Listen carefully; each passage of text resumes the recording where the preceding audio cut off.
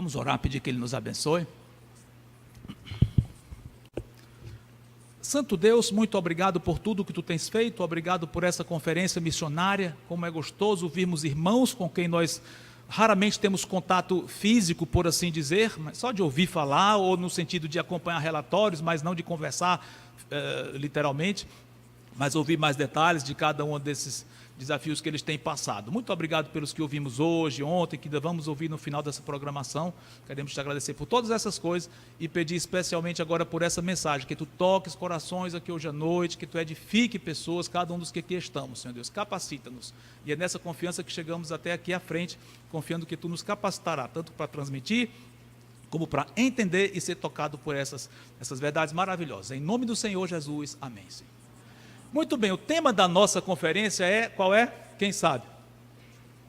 Decorado. Como é, Rony? Alcançando o Islã. Bom, a irmã Gessina, vou botar a culpa nela. Quando ela me chamou, contactando para trazer o estudo, ela disse, irmão, você leva o relatório do que você tem feito e traga alguns desafios missionários e tal. Tá bom. Recentemente eu fui saber do tema, alcançando o Islã. Eu digo, então eu tenho que me preparar para falar sobre o islamismo. Mas não faz tanto tempo assim. Eu digo, irmã, o que eu faço? Eu posso falar uma coisa independente? Ela, pode. Oh, que bom. Então eu já estava me preparando para falar outra coisa.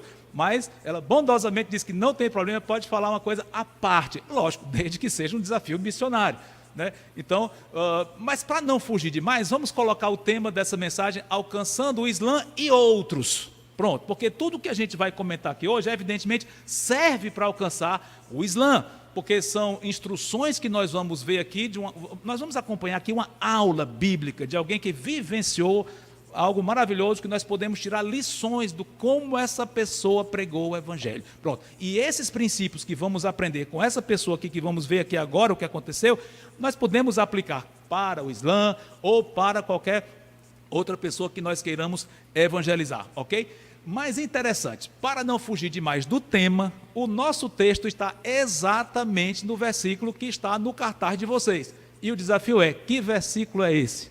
Os mais atentos devem saber, o Rony não pode dizer, porque ele deve estar com isso aberto aí. Aliás, eu imagino que já teve vários aí correndo, já estou vendo alguns correndo para o Zap, provavelmente, para ver cadê o cartaz, para ver o versículo. Mas eu não vou perguntar quem lembra, porque realmente alguns podem dizer, mas eu estou com vergonha de não lembrar. Não tem problema não. Às vezes a gente lê, é edificado na hora que leu, que bom, mas depois esquece. Tudo bem. Mas podem pescar, podem olhar no Zap, podem olhar o cartaz. Qual é o versículo tema que está lá no cartaz? A Gessina já acertou. Atos 17, que é o famoso discurso de Paulo em Atenas. Esse é o nosso texto. Então, o texto que nós vamos trabalhar em cima é exatamente o texto cujo versículo é o versículo tema que está lá no cartaz da nossa conferência. E isso mostra que eu não estou tão desenquadrado assim do nosso tema geral. Ok? Vamos então abrir para Atos, capítulo 17.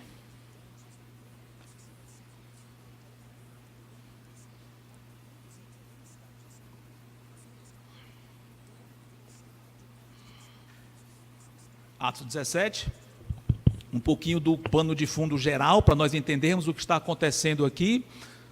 Paulo foi um dos maiores missionários da história, alguns dizem que ele é o maior nome, então realmente Paulo foi missionário, evangelista, ele foi pastor de igreja, ele foi um grande teólogo, muitas atribuições ministeriais realmente estavam nos ombros dele. Ele foi muito exemplar em todas essas coisas. E nós vamos aqui acompanhar uma parte da segunda viagem missionária dele, onde ele foi pioneiramente para a Europa, pioneiramente no sentido de alguém, um apóstolo chegando lá oficialmente, de uma forma que ficou registrado, e nós podemos dizer, é a primeira vez que sabemos que o Evangelho chegou na Europa oficialmente, por um apóstolo credenciado, segundo o registro que nós temos, foi esse. Então Paulo foi lá para a região que hoje seria a Grécia, fundou algumas igrejas lá, e uma das igrejas que ele fundou foi a igreja na cidade de Tessalônica, que até hoje existe na Grécia, e consta que é a segunda maior cidade da Grécia hoje, seria essa, segundo eu dei uma pesquisada. Mas Paulo pregou lá para os judeus, depois para os gentios, e ele ficou lá pouco tempo, semanas ou poucos meses no máximo, ele deve ter ficado nesse local. Por quê? Será que os irmãos não atenderam bem? Quer dizer, não houve uma grande receptividade?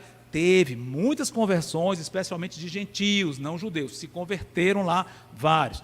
Mas e por que ele saiu deixando a igreja? Será que isso é um exemplo que se dê de missionário? Olha, ele saiu porque ele foi expulso praticamente. Então começou uma perseguição ferrenha lá, os judeus incitaram uma perseguição, ele foi praticamente expulso de lá. Então ele saiu com sua equipe, que era Silas e Timóteo, e foi para outra cidade. Chegaram em Bereia, uma outra cidade lá mais para o sul, e lá os judeus foram bem mais nobres, como a Bíblia diz, porque pesquisaram para ver se era verdade o que ele dizia, mas os de Tessalônica vieram lá perseguir-os também, e ele teve que sair também, deixou os dois lá, Timóteo e Silas, e foi sozinho para Atenas, que hoje nós sabemos que é a capital da Grécia, e mesmo naqueles dias, uma cidade grande para os padrões da época, o centro filosófico, cultural, talvez até do império mesmo, era Atenas ali. Então, e Paulo foi sozinho para lá. Nesse meio tempo, ele ficou muito preocupado. Com o quê? Com os irmãos que ele tinha deixado em Tessalônica. O que aconteceu com aquela igreja? Tanta gente se convertendo, eu tive que sair, e agora? Imagine se temos vários missionários aqui. Imagine se você fosse fundar, passar 2 meses num local, fundou um trabalho lá, muita gente se convertendo, sedenta da palavra, e você tem que sair de lá, tem que sair, ele é expulso. Isso aí, o coração ia ficar apertado. O que aconteceu com aquela turma lá? Não é? Pois foi exatamente o que aconteceu com Paulo. Enfim, esse é o cenário do nosso texto aqui. Ele está em Atenas, sozinho, sem sua equipe, preocupado com os tessalonicenses, mas vamos ver o que aconteceu com ele, a lição prática de evangelismo que nós vamos tirar para nossas vidas aqui. Então vamos para o versículo 16, Atos 17, 16. Enquanto Paulo os esperava em Atenas, o seu espírito se revoltava em face da idolatria dominante na cidade. Por isso dissertava na sinagoga entre os judeus e os gentios piedosos, também na praça, todos os dias, entre os que se encontravam ali. E alguns dos filósofos epicureus e estoicos contendiam com ele, havendo quem perguntasse: que quer dizer esse tagarela? E outros: parece pregador de estranhos deuses, pois pregava a Jesus e a ressurreição. Então, tomando-os consigo, o levaram ao Areópago, dizendo: podemos saber que nova doutrina é essa que ensinas? Posto que nos trazes aos ouvidos coisas estranhas, queremos saber o que vem a ser isso. Pois todos os de Atenas e os estrangeiros residentes de outra coisa não cuidavam, senão dizer ou ouvir as últimas novidades. Bom, alguns comentários até aqui, já viram o contexto, o cenário onde ele proferiu esse discurso que vai ser tanto ensino para nós. Alguns comentários aqui. Interessante que quando Paulo chegou em Atenas, ele viu muitos templos e muitas estátuas, muitas imagens e coisas muito bonitas de se ver. Então, talvez a fina flor da arte daqueles dias estava lá, através de, como já comentei, de muitas estátuas famosas e templos, etc, etc. Né? Mas como foi que ele reagiu aqui? Ele disse: que coisa linda, que coisa maravilhosa, olha até onde o homem pode chegar na sua perfeição, na sua habilidade, no seu talento, glória à capacidade humana, que coisa linda essa estética toda. Foi assim que ele reagiu?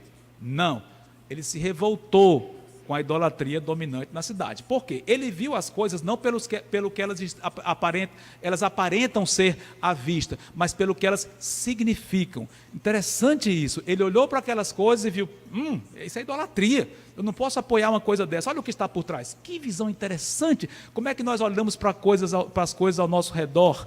Através de simplesmente como elas aparecem à vista, belo aos olhos, belo aos ouvidos, algo que nos agrada, mas sem saber qual é o significado daquelas coisas, a mensagem que elas estão transmitindo diretamente. Que lição, que ótica Paulo tinha aqui. Isso já é uma lição para nós. Olha a visão que o apóstolo tinha das coisas ao redor. Querem ver outro ponto em que a visão dele é um exemplo para nós? Uma vez ele percebendo isso, essa idolatria lá, e vendo como isso era agressivo ao próprio Deus, era uma ofensa ao Senhor, como foi que ele reagiu diante das pessoas que cometiam aquelas coisas? Bom, ele poderia ter pensado: eu não tenho nada com isso, eles estão lá, são eles que estão fazendo, eu vou ficar vivendo minha vida e deixa eles para lá. Aliás, eu estou tão preocupado com o pessoal de Tessalônica, eu tenho mais com o que me preocupar, louco para Timóteo voltar para cá. Aliás, um parênteses aqui, nesse meu tempo ele enviou Timóteo, ele ficou lá sem Timóteo e disse: Timóteo, vá até Tessalônica checar como os irmãos estão, depois você volta e me diz. Esse é um dos motivos pelo qual ele ficou só. Então ele podia ter pensado: eu estou aqui só esperando Timóteo chegar, eu nem tenho cabeça para ficar aqui evangelizando. Foi isso? Ou, não, ele poderia ter agido de outra forma. Isso aqui tudo idolatria. Chega lá, pois eu vou abrir o jogo, abrir o verbo, como se diz, né? Eu vou chegar aqui falar abertamente, dizer o que significa isso, seus ímpios, seu isso, seu aquilo. Eu vou derrubar, eu vou tentar tocar fogo nesses templos, eu vou virar um incendiário, eu vou chamar algumas pessoas aqui, contratar algumas pessoas para quebrar essas estátuas aqui, algo bem iconoclasta, quebrar imagens. Eu vou fazer isso. Foi assim que ele fez? Não. Curiosamente, tem uma palavra no nosso texto, que o original eu entendo que transmite essa mesma ideia. Quando ele teve essa reação, ao ver tudo aquilo, o versículo 17 diz o quê? Por isso, dissertava entre os judeus. Exatamente, por ele ter visto tudo aquilo, ele fez aquilo que devia fazer. Vou pregar para eles. Fantástico! A maneira que ele via as pessoas era, elas precisam da salvação que eu ganhei sem merecer. Se eu era pecador como eles, de outra forma. Paulo não era idólatra, sim, não era imoral, tudo bem, não era. Mas ele era pecador condenado, igual aos outros, embora na forma era diferente, mas o coração era tão duro quanto os outros. Então ele viu, não, eles precisam de Cristo tanto quanto eu preciso. E eu fui alcançado pela graça. Deus, aliás, no caso dele, Cristo apareceu direto para ele. Mas o meu normal de se alcançar é pregando. Então ele disse, então eu vou tentar alcançar essas pessoas. Como? Pregando o Evangelho. Foi exatamente o que ele fez. Que visão! Ele via as coisas do mundo ali, hostis a Deus, abertamente hostis, daquela forma que já comentamos, mas ele via as pessoas da forma que ele devia ver. Pessoas que necessitam de Cristo. E a maneira como que eu tenho para ajudá-las nisso é falando o Evangelho, que é o Evangelho que vai libertar essas pessoas. Não tem outra maneira de libertar com mais eficiência do que essa. Então, que lição que já de saída. Né? Então, prosseguindo aqui, então vimos aqui que existiam filósofos epicureus, estoicos. O que é isso? São correntes filosóficas, eles seguiam certos filósofos, os epicureus seguiam Epicuro e os estoicos seguiam um filósofo chamado Zenon, ou Zenão, né? Que tinham vivido mais ou menos 300 anos antes disso. Então, resumidamente, os epicureus achavam que não existia um Deus que acompanhava a sua criação, não, tudo é obra do acaso e morreu, acabou. Pronto, então tudo existe por acaso. Então as coisas que existem são uma associação de átomos, por acaso ali, não tem sentido além do que nós vemos, morreu, acabou, pronto. Então, já que a vida é essa, vamos, como se diz, curtir a vida, vamos usufruir das coisas boas daqui, porque é isso que a gente pode tirar dessa vida. Eram os epicureus, não eram necessariamente hedonistas no sentido de imorais, não, era a vida até, vamos ter prazer de uma forma lícita, que seja, né? Aceitável pela sociedade e tal, mas era isso. E os estoicos eram mais, digamos, nos resignar diante do destino, existe um destino aí, algo traçado, uma certa lógica e nós temos que ser bem comedidos, nós temos que ter muito domínio próprio e tal, e isso é a maneira como devemos nos comportar. Então, os dois grupos tinham algo em comum. Ambos acreditavam que não havia um Deus que cuidava do mundo. Com certeza. Se houvesse um Deus, era distante da sua criação, um Deus impessoal. Ok? Então, esses eram grupos, evidentemente, além dos idólatras, abertamente idólatras politeístas que nós já vimos aqui. Então, Paulo estava com a miscelânea de filosofias aí diante dele. E o Areópago era uma espécie de conselho ali da cidade que se reuniu para tomar algumas decisões oficiais. Então, ele se reuniu num local chamado Colina de Marte, que é Areópago. Né? Então, o nome não sabemos se significa que eles fizeram uma reunião formal, oficial, do Areópago reunido ali, ou eles foram para o local físico onde o Areópago se reunia. Talvez um misto de cada, uma reunião não tão oficial para julgar Paulo, acho que não, mas talvez muitos areopagitas juntos lá, aliás, um estava com certeza, pelo menos, e no local onde eles se reuniam. Isso são só informações para a gente conhecer mais o contexto. Mas vamos então passar adiante para o ensino de Paulo em si. Olha como foi que ele pregou para essas pessoas. Versículo 22.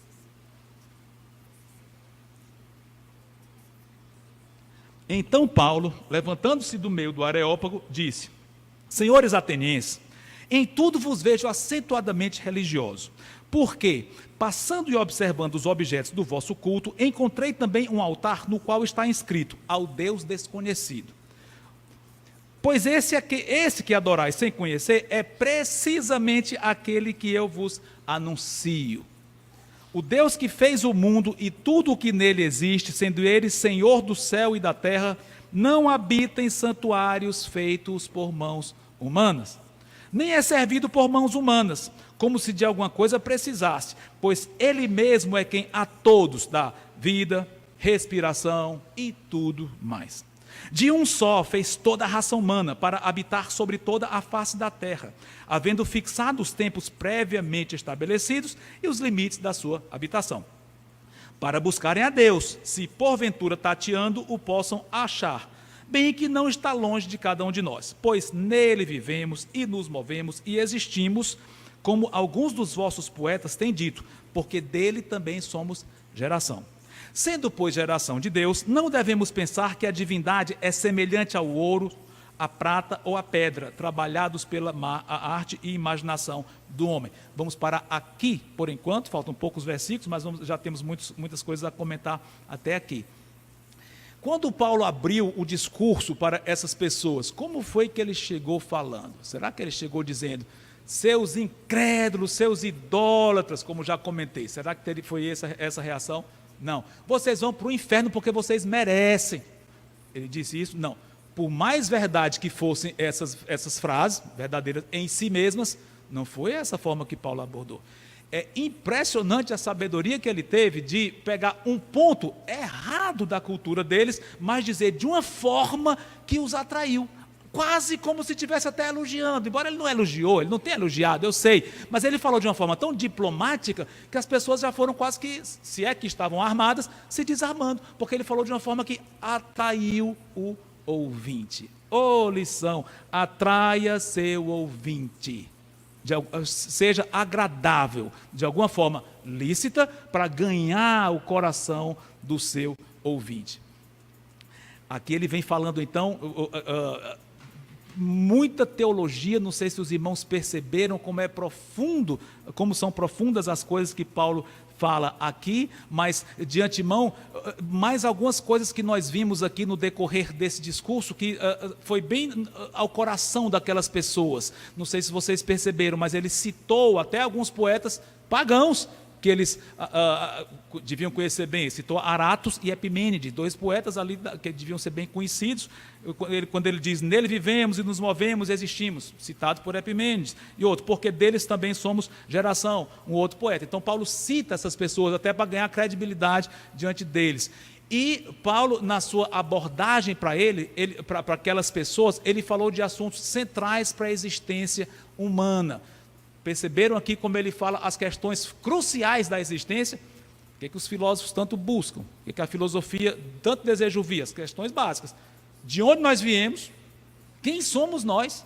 Para que nós existimos?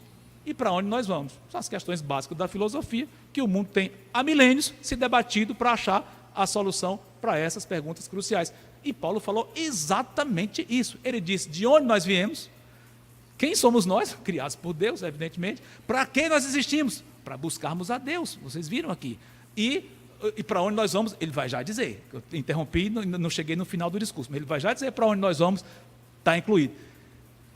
Quem eram aquelas pessoas que estavam ouvindo Paulo, além dos politeístas que estavam aqui? Filósofos, pessoas que tinham interesse por essas coisas, pessoas que perscrutavam as coisas mais profundas da nossa existência, que não se acomodavam com simplesmente viver dia após dia, trabalhar, fazer as coisas corriqueiras e tal, não, eles queriam algo mais profundo. Por que eu vivo? Já comentei isso aqui. Então eles queriam ir mais profundo acerca dessas questões mais existenciais, e Paulo foi bem em cima, ele falou no nível deles, e dentro da área de interesse deles. Perceberam aqui? Agora alguns já podem estar dizendo, então já tem uma lição aqui. É sempre agradar a pessoa que está ouvindo. Vamos agradar em tudo. Foi o que Paulo fez, não foi? Foi? Será que Paulo, no seu discurso aqui, ele falou alguma coisa que confrontava abertamente aquelas pessoas? Tudo, praticamente, que ele diz, confrontava visceralmente tudo o que estava acontecendo ali. Perceberam como Paulo, como se diz hoje, detonou as crenças daquelas pessoas, usando a expressão bem coloquial.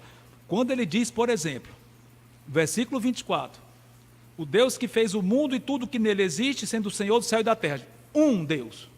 Já derrubou o que eles criam lá, vários deuses. Um Deus Criador. O que mais? Não habita em que tem aí na sua Bíblia? Santuários. Tinha algum santuário por ali? Centenas. Talvez Paulo pudesse até apontar para o santuário cheio ao redor. Deus não mora ali onde vocês pensam que ele mora. Continua, versículo 25, nem é servido por mãos humanas, como se precisasse de alguma coisa, afinal, ele dá respiração e tudo mais. Ou seja, ele é um Deus que acompanha a sua criação, ele dá respiração.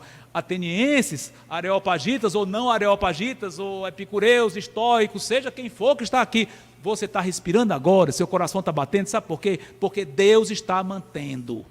Porque na hora que Deus fizer isso, você morre.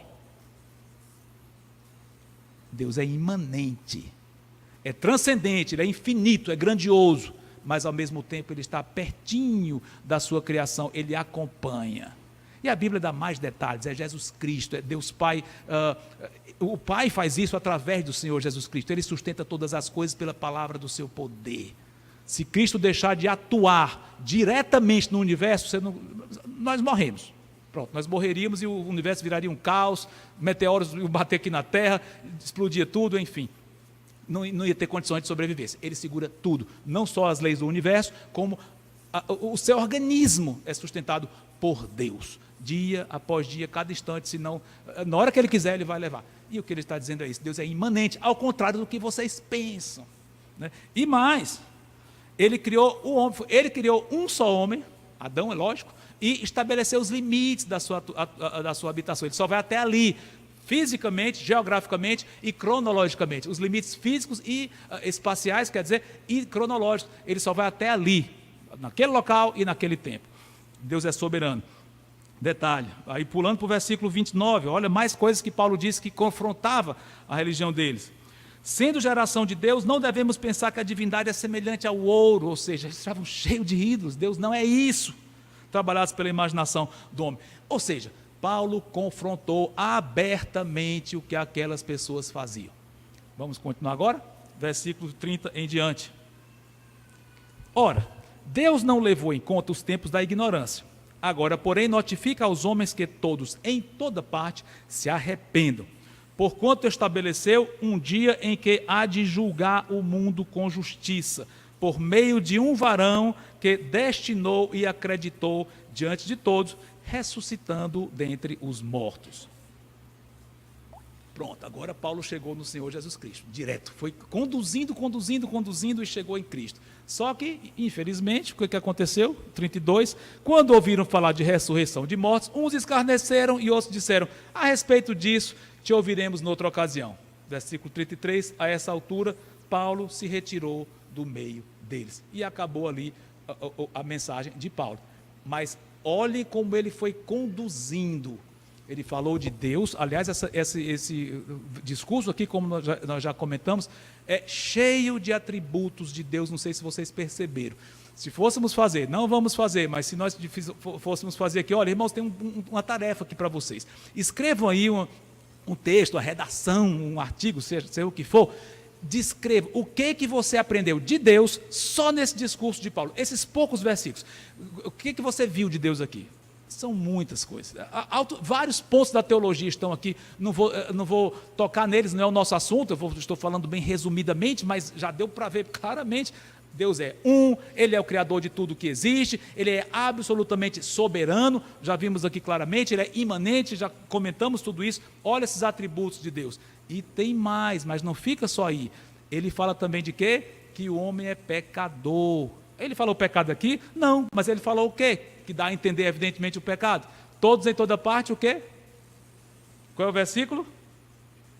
30. Todos se arrependem. Se arrepende é porque tem pecado. Ou seja, existe pecado, olha aqui a doutrina do pecado, mas Deus é tão bom que Ele aceita, existe uma solução para isso. Se arrependam. Deus é bom, outro atributo de Deus, a bondade, a misericórdia dele, que mediante o arrependimento da pessoa há uma solução para a situação dela que de outra forma seria insolúvel. Mais informações, olha a escatologia, Deus vai julgar todo mundo, ele diz, todos em toda parte se arrependam, porque Ele vai julgar todas as pessoas. Como é que Deus vai julgar? Através das várias religiões. É um Deus, Ele é eclético. Então, cada pessoa tem sua religião, então todos os caminhos levam a Roma e todos os caminhos levam a Deus, tem essa ideia. Então, cada um dentro da sua cultura e tal, Deus vai julgar de acordo com o que a pessoa entendeu que era o certo. Não. Objetivo. Ele vai julgar através de quem? De Cristo. Claríssimo. Ele vai julgar todas as pessoas, independente da raça, da religião, da cultura, de tudo, através de Jesus Cristo. Vai julgar. Escatologia, cristologia e mais detalhes aqui. Ele deu informações sobre esse juiz. Qual? Ressuscitou. Se ele ressuscitou, é porque antes ele o quê? Morreu. Óbvio. Se ele ressuscitou é porque tinha morrido. Então Cristo morreu. Opa, essa pessoa que Deus designou, tão importante, que vai julgar o mundo inteiro, chegou a morrer? Chegou, mas ressuscitou. E na ressurreição, Deus deixou bem claro, ele é quem eu estou dizendo que ele é. No caso, nós sabemos muito mais detalhes do que Paulo disse aqui, mas Deus atestou a veracidade de quem o Senhor Jesus era ao ressuscitá-lo. E ele disse, ele vai julgar vocês. O famoso apelo aqui no sentido de mostrar a necessidade deles. Interessante, mais lições. Além de mostrar quem Deus é, biblicamente falando, mostra a necessidade que as pessoas têm da salvação, mostra o pecado delas e mostra que elas vão ser julgadas, mas mostra também que existe uma solução, o arrependimento. Paulo não chegou a explicar mais, certamente ele teria feito isso se não tivesse sido interrompido, mas nós provavelmente vamos ter oportunidade. Qual é a solução? Cristo morreu exatamente para lhe salvar, no seu lugar. Então, creia nisso e você vai ser salvo. Basta isso. Então, isso é que a gente tem que chegar e dizer para as pessoas, olha a necessidade que você tem de salvação, você está correndo um risco altíssimo enquanto não se converter, porque pode morrer e vai ser condenado eternamente, mas enquanto está vivo, busque esse Deus, e aliás é por isso que ele está lhe mantendo vivo. Que lição que nós devemos chegar para as pessoas e abordá-la. Um parêntese aqui, já que o tema é Islã, um pouquinho sobre isso, vou ser bem resumido aqui. Mas o que o Islã diria acerca desses ensinos de Paulo? Não concordaria. Por quê? Primeiro, eles ensinam que Cristo não morreu. Aliás, foi dito isso ontem pelo missionário Tiago. É verdade, o Islã ensina claramente que Cristo não chegou a ir para a cruz, ele não chegou a morrer, porque Deus o arrebatou, que nem fez com Elias, arrebatou direto para o céu e onde ele está vivo hoje até lá. Isso pode até parecer, mas não é tão grave assim, se eles creem em Cristo e tal. Primeiro, eles negam que Cristo é Deus. Para ele dizer que Cristo é Deus é uma abominação. Porque como é que só tem um Deus, como é que não tem dois? Então, eles chamam de blasfêmia. Dizer que Jesus Cristo é Deus é uma blasfêmia, porque está atribuindo divindade a um ser humano. Então, para eles, nós somos blasfemadores. Né? Então, eles negam a divindade de Cristo e negam, como falei, a morte. Sem a morte de Cristo, ninguém ia ser salvo. Pronto. Não tinha salvação nenhuma, porque ninguém ia pagar o seu e o meu pecado. Então, isso solapa, isso acaba com o cerne do cristianismo, o cerne, o âmago do evangelho é exatamente a morte de um substituto no seu lugar. E o islamismo nega abertamente isso. Será que o islamismo ensina alguma coisa mais acerca de Jesus, do Senhor Jesus? Sim. Sobre o juiz que vai julgar a todos, vai ser e tal. O Islã fala alguma coisa sobre isso? Sim. Resumidissimamente, eles dizem que Jesus vai voltar, que o Senhor Jesus vai voltar. Ah, é? Eles creem que Cristo vai voltar? Vai, até com certo poder. Olha que interessante, então não é tão diferente assim. Vai ver o que eles dizem acerca de quem Cristo é. Primeiro, eles dizem que Cristo vem como muçulmano e vai converter as pessoas ao islamismo e vai perseguir crentes e judeus que não se converterem ao islamismo. Pronto, e isso eles ensinam. Né? Ou seja, é um Jesus bem diferente do Jesus que está na Bíblia. É interessante. E mais, eles ensinam que Jesus não é o nome mais importante do mundo. Aliás, ele está abaixo de Maomé, claro, para o islamita. Mas, além disso, será que eles acreditam em alguém grande, poderoso, que vai voltar, que vem para a Terra? Sim, acredito. Vem um personagem aí que vai ser um grande homem nesse mundo aqui, que vai conquistar nações, que vai ser muito poderoso e vai ser amado pelas nações também. Ele vai implantar o islamismo em todo o mundo, vai ser um homem muito poderoso, religiosamente, politicamente, militarmente. Vem esse homem aí. É Jesus? Não. É o Mahdi, eles chamam de Mahdi, parece que o sentido é guiado, algo assim, mas eles estão esperando um personagem chamado de Mahdi, M-A-H-D-I, trazendo para o português, né? E que esse é poderoso, e Jesus é inferior a ele, pelo que se entende do que os muçulmanos interpretam esse tipo de coisa. Enfim, é uma escatologia muito estranha. Eles creem num personagem mundial, militarmente poderoso, que vai dominar o mundo inteiro. Será que a Bíblia fala de alguém assim, que vai querer dominar o mundo inteiro e vai conquistar com as armas, e muitas nações vão adorar essa pessoa? Será que a Bíblia fala de alguém assim? Sim, fala que é o anticristo. Mas eles dizem que o anticristo, não, o anticristo é o Mahdi, é quem nós estamos esperando para nos salvar. Em outras palavras, e Cristo é subordinado a ele. Resumindo aqui a parte do islamismo, é isso esses são, bem resumidamente, como é que ele vê Cristo e vê o fim dos tempos em termos de personagens. Mas fechando esse parênteses e já rumando para nossas conclusões, algumas aplicações de tudo que nós vimos até aqui. Que lições nós podemos tirar dessa exemplo prático que Paulo deu de um evangelismo tão eficiente? Nem preciso ir muito longe para lembrar. Primeiro, abordou as pessoas de uma forma que agradasse, conquistou a atenção, falou de uma forma no nível delas, dentro do interesse delas, sim. Não comprometeu a verdade, de jeito nenhum, falou exatamente aquilo que a Bíblia diz, mesmo confrontando aquilo que elas criam. Falou da necessidade que elas tinham, já comentei tudo isso, e vários atributos de Deus, falou de Cristo, falou de escatologia, todas essas coisas. Ou seja, era uma pregação bíblica, bem embasada biblicamente, teologicamente. Que lição nós temos para isso? Abordem as pessoas, olha o conteúdo é esse, Bíblia. Fale da Bíblia para aquelas pessoas. Como? Qual é o conteúdo é esse? E a forma? Com sabedoria. Aplique a Bíblia de uma forma que as pessoas se sintam atraídas por ela, mesmo que vão se sentir confrontadas também, mas que seja, mas na medida do possível, faça isso. Ganhe as pessoas dessa forma, ou seja, faça isso. Esse é o conteúdo, essa é a forma. Mas tem mais um ponto aqui que nós temos que imitar Paulo. A visão que ele tinha. Isso já comentei no começo, estou só enfatizando aqui a nível de ênfase. Né? A visão que ele tinha do mundo e não gostar do que é pecaminoso, de jeito nenhum, mas teve sabedoria de usar as coisas do mundo, não se contaminando, mas de uma forma a usá-la para atrair as pessoas, sem ele próprio se contaminar. Evidentemente, já comentei, essa visão do mundo e das pessoas que precisam de Cristo. Essa visão é fundamental para nós evangelizarmos, se nós não vamos nem querer, se nós não tivermos interesse pelas pessoas e não tivermos uma vida de santidade. Interessante. E um ponto que subjaz a tudo isso aqui, sem o qual nós não podemos nem amar as pessoas e nem nos santificar. Cresçamos no conhecimento de Cristo. Irmãos, às vezes nós nos sentimos sem vontade. Se você se sente assim, não se sinta pior das criaturas, não. Aliás, pode sentir, eu também me sinto às vezes. Às vezes a gente se sente meio sem vontade, cansado, sem ânimo para fazer as coisas, até as coisas corretas mesmo, em termos de ministério, coisa assim. Às vezes a gente fica meio abatido, a gente passa momentos assim, sim, nós passamos. E como é que a gente recarrega as baterias? O poder está em mim, eu sou forte. Não, pelo contrário, o Senhor não tem poder nenhum em mim. Mas a gente se lembra da parábola da videira, sem mim nada podeis fazer, recorre a Cristo. Já falei isso recentemente na mensagem. Corra para Cristo, eu tenho enfatizado isso bastante.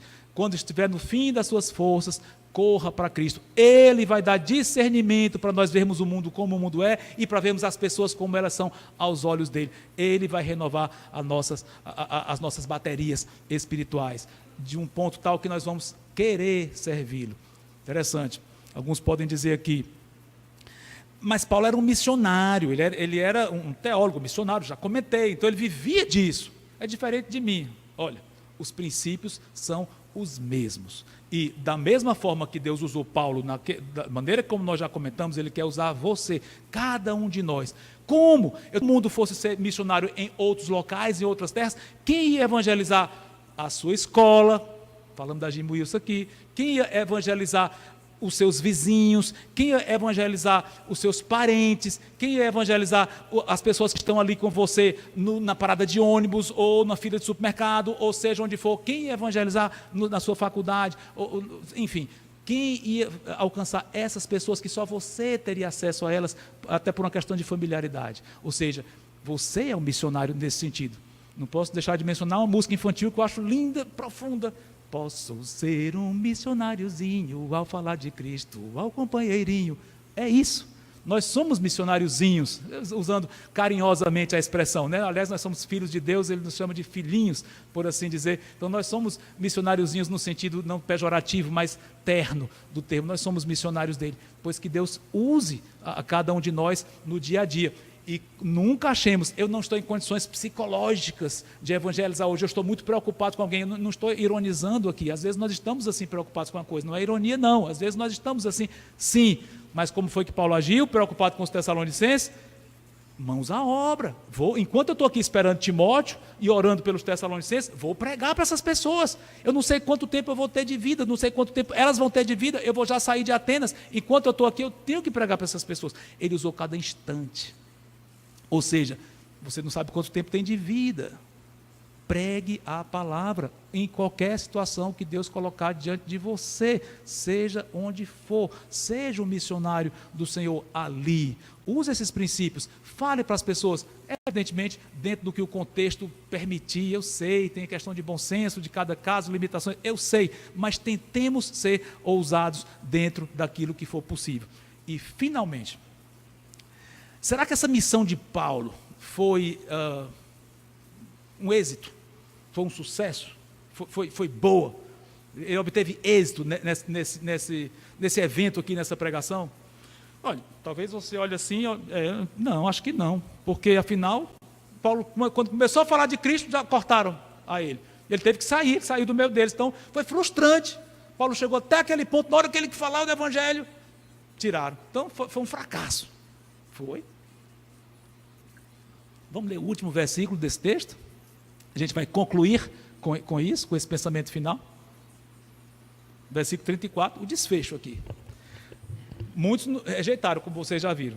34. Houve, porém, alguns homens que se agregaram a ele e creram. Entre eles estava Dionísio, o Areopagita, já comentamos, uma mulher chamada Dâmaris e com eles outros mais. Interessante, essa missão foi um sucesso. Talvez Paulo tenha saído dali se sentindo um pouco fracassado. Ele era um ser humano como nós, sujeito às mesmas fraquezas, e talvez tudo que tivesse ficado na mente dele fosse aquele olhar de ironia ou de desinteresse das pessoas. Não quero mais te ouvir não, a zombaria. Talvez tudo que tivesse ficado na mente dele fosse aquilo, e ele tivesse ido para casa triste, abatido, talvez. Mas seja como for, teve alguns que se converteram. Opa! A missão foi um sucesso. Aliás, uma coisa interessante, mesmo que ninguém tivesse se convertido, eu entendo que a missão foi um sucesso, sim. Como? Digamos que Lucas, que escreveu Atos, sob inspiração do Espírito Santo, e disse aqui, Dâmaris se converteu, vamos ver Dâmaris no céu, não sei quem ela é, grega aqui provavelmente, vamos ver Dâmaris, esse Areopagita chamado Dionísio, vamos conhecer ele no céu, e o Espírito Santo revelou, ou diretamente, ou ele soube através de Lucas soube de Paulo, eu não sei. Seja como for, o Espírito Santo quis que que Lucas registrasse essas conversões. Talvez ele tenha sabido através do próprio Paulo, sim, mas registrou aqui. Mas digamos que ele não tivesse escrito, e nós não soubéssemos que ninguém se converteu. A missão foi um sucesso? Foi. Entendo que sim. Por quê? Porque Paulo pregou aquilo que Deus quis, entendo eu. Ele foi fiel ao que ele devia dizer para aquelas pessoas, e a responsabilidade agora é delas. É assim conosco. Pode ser que Deus, no seu evangelismo, ele lhe dê surpresas. E você vai ver no céu muitas Dâmaris e muitos Dionísios, dessas pessoas que você nem se lembra, nem soube que se converteu. E quando vê no céu, estão elas lá eternamente por sua causa. E talvez a gente só se lembre das dezenas de pessoas que nos rejeitaram. E a gente esquece que alguns ouviram e vão estar eternamente conosco lá no céu. Olha só. Não fiquem pensando só nos que rejeitaram. Não. E independente do resultado, fale como Paulo fez. Tudo aquilo que já comentamos, pregação bíblica, agradando aos ouvintes na medida do possível, mas confrontando, mostrando a necessidade, apresentando Cristo. Faça isso de uma forma santa e ao mesmo tempo amorosa pelas pessoas. Se nós agirmos dessa forma, meu irmão, minha irmã, sua missão vai ser um sucesso. E quando o Senhor Jesus nos chamar, pode ser a qualquer momento, ou pela morte, ou pelo arrebatamento, nós vamos estar muito tranquilos que nós vamos ter tido a missão cumprida. Amém? Santo Deus, muito obrigado por essas palavras. Te peço que tu toques muitos corações aqui presentes hoje, Senhor Deus, e que nós sejamos missionários, usando a palavra no sentido carinhoso, missionáriozinhos como crianças, usados por ti, que tu faças isso com cada um de nós, sejam com aqueles que já são missionários no campo, e suas esposas e seus filhos, como vimos aqui tantos testemunhos tão inspiradores, seja aqueles que não são missionários de tempo integral, mas são usados por ti em tudo aquilo que eles fazem, suas profissões e em todas as áreas de sua vida. Muito obrigado por todas essas coisas. Toca nossos corações, santifica-nos e capacita-nos, Senhor Deus, como Tu tens feito. E muito obrigado, porque é para isso que nós estamos aqui. Em nome de Cristo. Amém, Senhor.